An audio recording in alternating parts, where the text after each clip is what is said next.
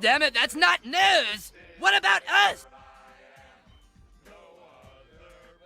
Hey gang, what's up? So we don't need to explain too much about Melanie Joly there. That's my cat Sweepy. She's wonderful. Anyways, we're gonna take a peek at Melanie Joly kinda getting cut up by a CTV reporter. Pretty strange, kind of fun. Let's take a peek. Finally, one of these reporters is gonna give her what Madame Joly, thank you for joining us from Ottawa. Thank you, Maya. It's a pleasure. As you know, of course, a lot of people were speculating about whether you'd be keeping the foreign affairs portfolio. On Tuesday, you were sworn in as the new industry minister.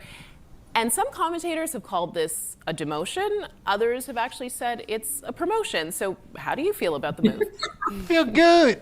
Well, I just came back from the bathroom. I'm honored that Prime Minister Carney gave me the opportunity to serve in his cabinet and to work on a very important economic portfolio as he's the most economic prime minister of the last decades. I've wanted this position. The Prime Minister and I had many conversations over the last weeks and months about it. And so of course, I'll choice. always have. Yes, it is.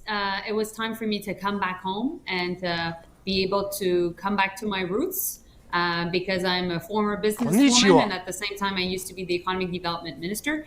I loved foreign affairs. I thought it was a fantastic privilege to be able to represent the country around the world. But at the same time, I wanted to leave the... And it's a great way to travel around the world picking up different samples, big, huge bags of blow to bring back for the rest of the cabinet. It's almost a flawless plan. The diplomatic front of the trade war with the U.S. Launched by Donald Trump to go to the economic front of this trade war, because what we're seeing is that the threat coming from the U.S. is an existential one, but it is also essentially an economic one. So I wanted to make sure that I could be there on the front lines of the workers in the sectors that are being affected. So, for example, let's talk about that because, pardon me for interrupting, but you're talking about moving from diplomacy to concrete economic issues. And on the very same day you were sworn in, Honda Canada announced it's delaying a $15 billion electric vehicle project in Ontario for at least 2 years. So right out of the gate, you've got your work cut out for you in the auto industry sector. So how are you going to... That's nothing. 2 lines, couple of big bumps. Don't fix. Support them through this turbulence. No problem. So I think there's 2 things. When you're looking at the impacts of the trade war, it's yes in the auto sector, yes in the steel and aluminum sector, and we will be working with businesses, with labor to find ways to support these sectors. As we all know, we've imposed counter tariffs against the U.S. and we said that the money for the counter tariffs would be for Canadians and for the affected sectors. So first and foremost, this is a conversation I'll have with the industries. I think she's showing some cleavage, like a little bit. And with the workers and with, of course, the Prime Minister. But I know that right now, people are very anxious in the sector. Now, the other thing that I need to deal with is really because of this entire trade war that was launched against Canada, but also many countries by... It's not a trade war. Does it feel like a war? Don't misuse the word, man. The White House, it is creating a lot of economic uncertainty. And there's lots of entrepreneurs and business leaders that are asking themselves, should I invest in my company? Should I, go to the bank, try to get a loan to make sure that ultimately I can put more investments, more capital in ultimately my business? And my answer to them is yes. Yes, there's geopolitical uncertainty, but that will continue, and it will continue for a long time. We're not going back to what was before Donald Trump. Okay, let's get back to the Trump administration, the White House. I mean, just over a week ago, when you were still Foreign Affairs Minister, you were in Washington in the Oval Office alongside Prime Minister Carney and a couple of your cabinet colleagues. And I think it's fair to say a lot of people were wondering what it must have been like to be in that room. Given the Canada-U.S. tensions, a president who, as we've seen, is completely unpredictable.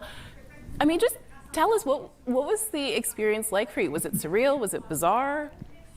Look how happy she is, man. Nobody should be floating on cloud 9 like that. Like, oh my goodness. It's funny. There's a lot of curiosity.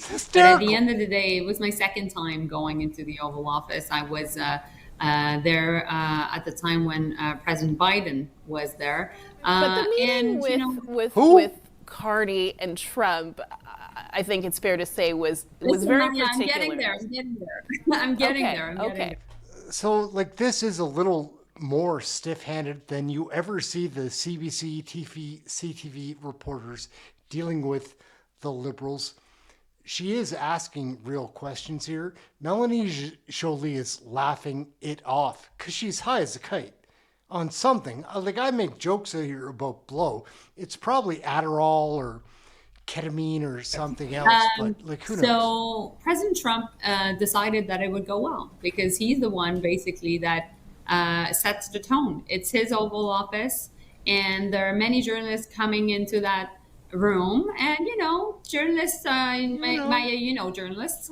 they want to ask their questions. They're screaming, they're shouting and trying to. She is totally baked, guys. How can I say? Get a reaction, and President Trump loves it. He actually uses it as he wants, and he knows that he can capture the attention of the American people through that very long press conference, which he controls completely.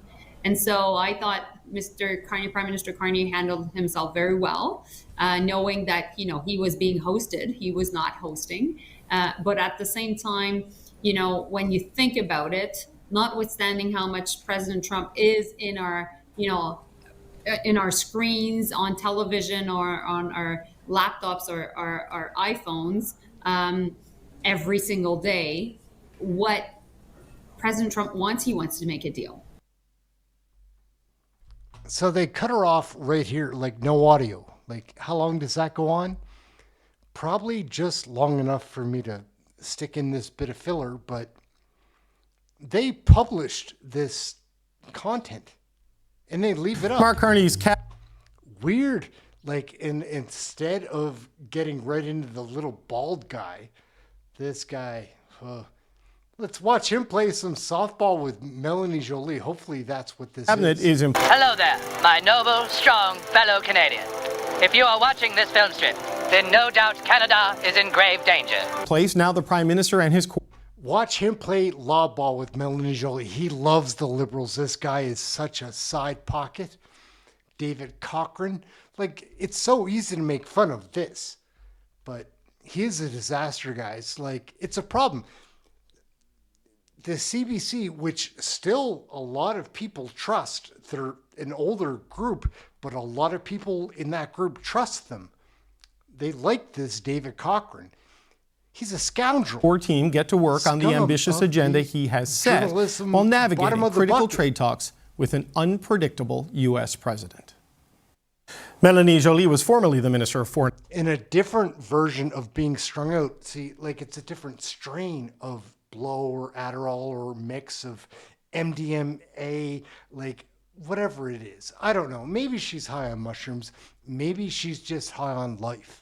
Affairs. She's now the Minister of Industry and the Minister responsible for Canada Economic Development for Quebec regions. Minister Joly, welcome back to the show. Thank you, David. Happy to be here. The Prime Minister talked about this cabinet reflects his mandate for change. There's still a lot of familiar faces, though. It's just such a counterbalance to the way that people really talk.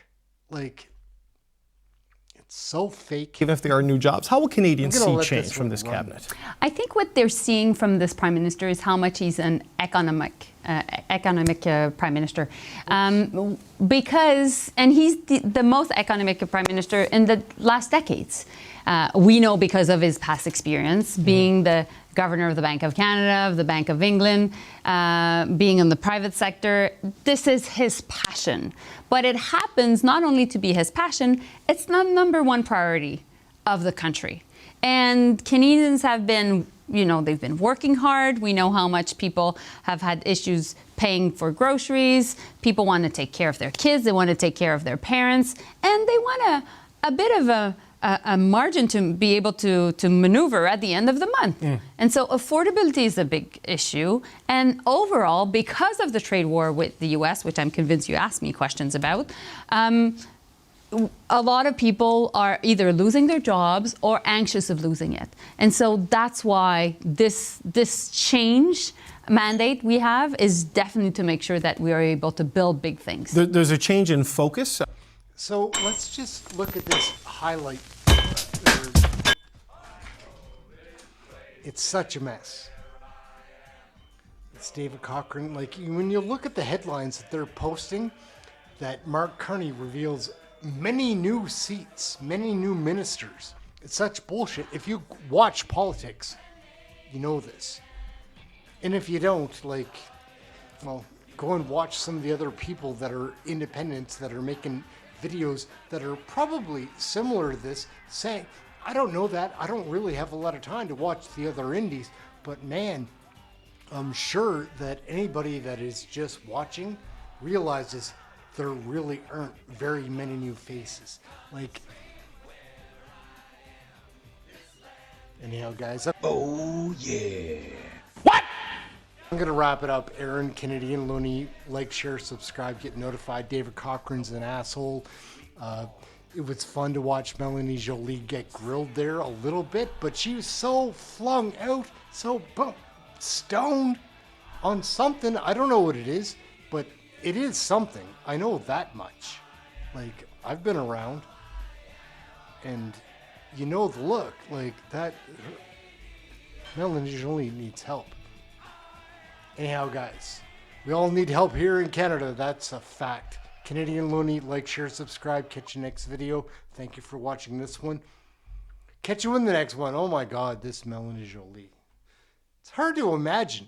And the CBC says a bunch of new ministers. It's frustrating as hell. It's a lie. Trying to fool my mom. It's disappointing. Healing from a cocaine nose requires stopping cocaine use.